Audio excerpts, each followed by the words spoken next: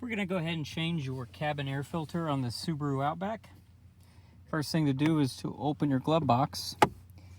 Sometimes there's a strut rod on this side of the glove box that you would pinch and unclip. This model seems to not have that, but if there is a metal or plastic rod, pinch the ends here together to pull that rod off. Next, go ahead and pinch the walls of the glove box in. Pull down. Your glove box may hang, it may fall off. It looks like whoever was in here last did not put the cover back on.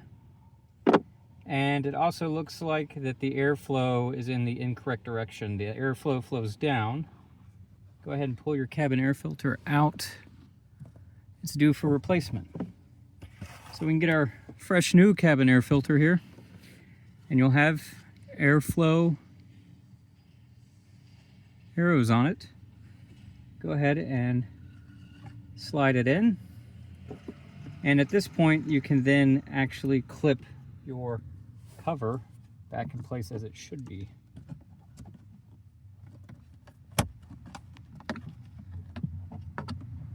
Okay, that is clipped in place.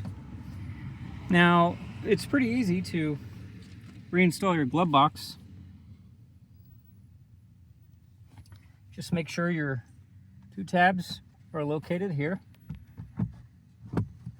and close the box. Now remember, if you had a rod here, you would then pinch it back on. That just dampens the glove box when you open and close it. And that's all there is to changing your cabin air filter.